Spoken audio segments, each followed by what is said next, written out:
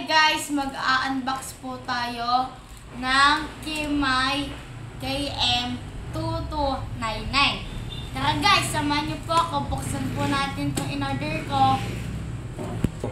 So ngayon guys, ito na po. Bubuksan na po natin. Yan. In-order ko po siya pang paid. Sa mga kalbo.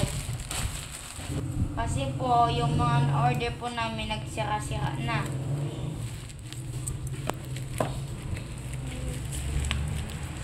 Yan guys, napakaganda.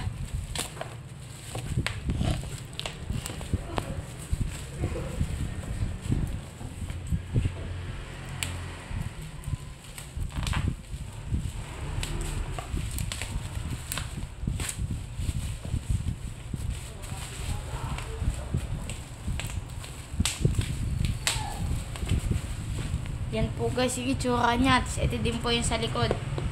Gupit. Ano din po yung nakalagay. Oh. Ito guys, buksan na natin.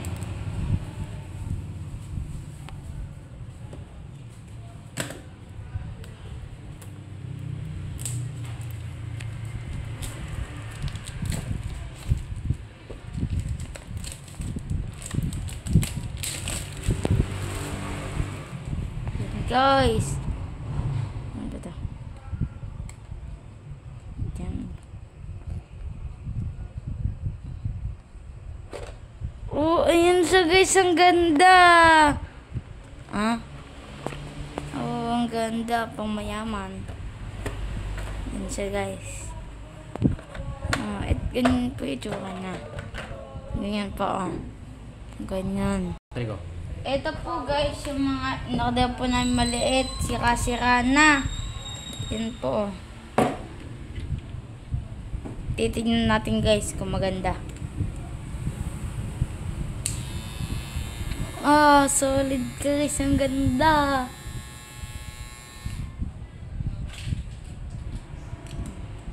Ito po guys, yung makina sa lakas. Tapos ito po mga design niya, ang ganda. Tapos ito po yung takip para sa may guide. Tapos para po hindi po marumihan o mapurulan. Yun guys. Ito din po yung mga box niya. Ito guys. Ito guys, Kimay Professional Hair Clipper. Yun siya guys. Ito guys, oh. Yan. Ito din po. Yan. Yan lang guys. Tsaka guys, may nakalimutan tayo ipakilala. Ito guys, oh. Yung charger niya sa baba. Ito guys. Ito yung ibang guide niya. Ang ganda. Buksan lang natin guys. Ito guys, ang ganda. Hindi ako nagamit nito kasi pang paid lang to eh. Ito guys. Ito guys yung mga guide niya. Ito po. Ayan. Tapos ito naman po yung panglinis sa guide. Ito po. Yung panglinis. Panglinis po sa may blade. Pang ganon. Pang ganon po. Ito naman po yung charger. Ito naman po, ito pong oil. Bago po tayo gagamit nitong razor na to, ilalagay po natin para po maganda po yung takbo ng makina. Ito naman po yung charger.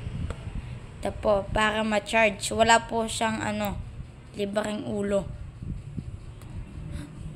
Type C. Ito po siya, Type C. Ayan po siya guys, oh, lang. Hanggang dito po na tayo guys. Abangan nyo po ang aking paggamit ng razor na to. Titingnan po talaga natin kung matalas. So ngayon, hanggang dito po muna. Bye bye!